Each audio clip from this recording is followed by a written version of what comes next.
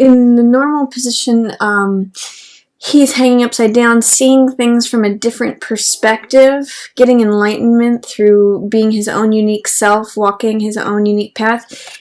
In the reverse position here, as it's showing up at the beginning of October, there might be a little bit of not being able to see things from another perspective, a resistance, some doubt or fear of seeing things from the other perspective, or being caught up in what other people think. And with this new moon in Libra at the beginning of October, a real focus of that is to see things from the other person's point of view. So I'm going to encourage you, Sagittarius, to let go of any resistance that you might be having towards seeing something from the other's point of view, whoever that other is, whether it's a spouse, a friend, co-worker, boss, someone that you're engaging with. Try to get over any resistance, doubt, or fear of seeing things from their point of view, or even just from a different point of view, because it's resisting and it's also blocking. Both of these are actually in reverse, and it's blocking this new heart energy that wants to come in for you. This is Ace of Cups. I call this card "My Cup Runneth Over." And this means cups are heart energy. It means new love, new passion, new creativity, new joy, really. And in the reverse position, it's saying that there's some block to that new heart energy that wants to come through. This is actually the universe handing you new love, new joy, new passion, new creativity, and aces are always beginnings. So there's this energy that wants to come through for you. Could be a deepening of love or a new phase of love or even just a new love. But the reason it's blocked is because you need to see things from a different point of view. And when you unlock that, that'll also unlock this card. So that's the opening of October for you, Sagittarius. Try to see things from a different point of view, and you might find that your cup runneth over, that there's new love available to you. Then I also see Six of Wands and Page of Cups here. This is a card of success, of victory, of recognition, of status. This is the rescuer card, the person who comes in on the white horse, and you can see he's got these victory laurels of success, and people recognize him as the person who saves the day. So this can be recognition and status in your work, or it could just be seen as the person on the white horse coming in. There's a lot of acclaim in this card, so that's also showing up for you. And then I see Page of Cups. This is a young person who is considering their own heart and what makes their heart leap. Sometimes I'll call this card infatuation. It's like being your teenage self and what your heart jumped at or what filled your heart. And it's an openness and willingness to consider your heart. What gives you love, what gives you pleasure, what gives you satisfaction, what fills your heart. So I want you to consider at the beginning of October, Sagittarius, what is it? Is there anything that's blocking new love coming to you? Try to think back to what made you feel young and energized when you were younger. What made you feel energized, full of love? What satisfied your heart when you were younger? Because that's what this card is about. Then in the middle of the month, there's some kind of tension that's going on. These cards here, both Five of Wands and Nine of Swords, you can see the tension inherent in both of those cards. This card has a lot of Mars energy to it. I call this card playing versus fighting, because you could see in the card there's 5 people who are either playing with these sticks or they could be fighting. And this is a very competitive card. It has to do with competition, sport, or open warfare. So this has a lot of that fire energy. It could be in the reverse position. It could be like non-willingness to fight or non-willingness to see the play aspect in things. It could mean like losing a competition. It's sort of a losing battle is what I'm getting here. In the upright position, it can sometimes be like the minor trivial things in life that kind of are just annoying, but something worth fighting for. In the reverse position, I'm getting for you that it's not worth fighting for. It's not worth fighting over. And it's because all it's going to do is zap your strength.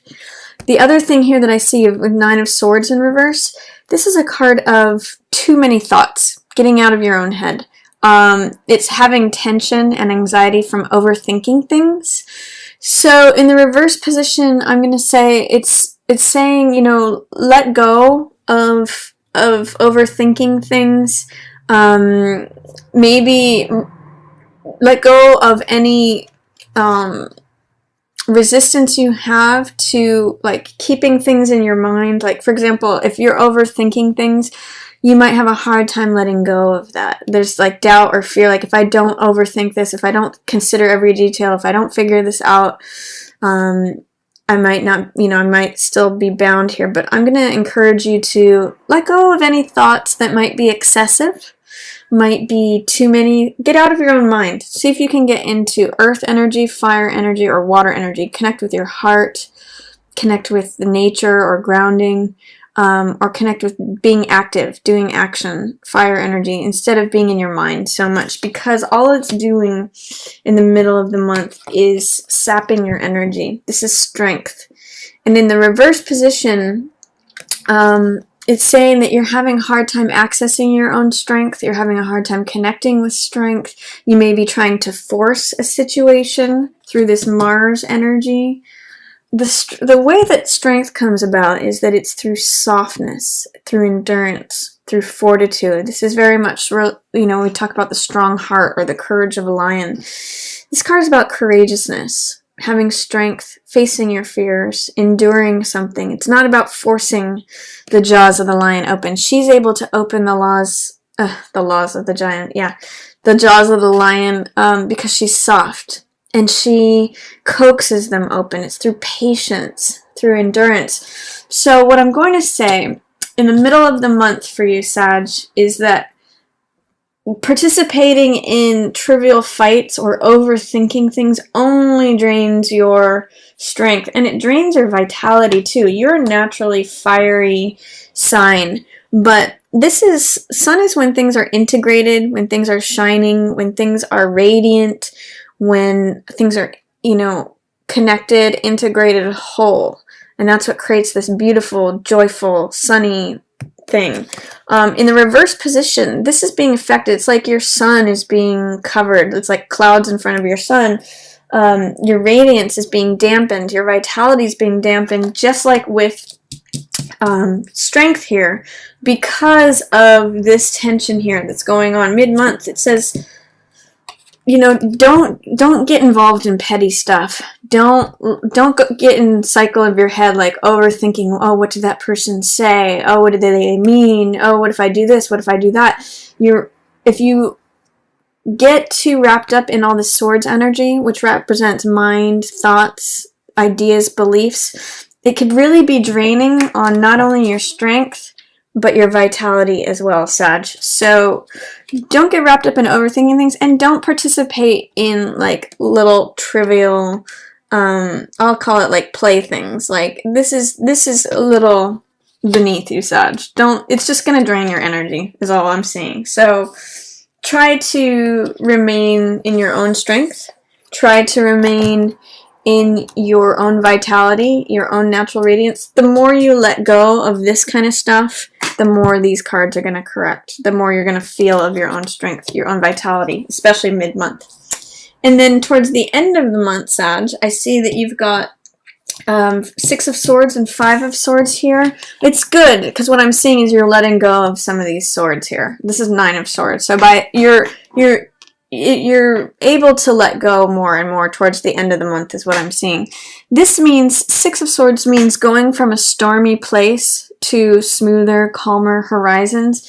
So as you let go, you're able to take yourself to a place of peace. This card it's a card of recovery, of healing, of going to calmer horizons. And you can see that it could be you helping someone else out, or someone helping you out, or it could be you helping yourself. I get the sense, Sag, that this is you in this position. Now, whether this is you or someone else, like yourself or someone else in this position, that you're taking yourself away from all this turbulent water, chaos, problems, strife, to a place of peace by maybe just leaving the scene.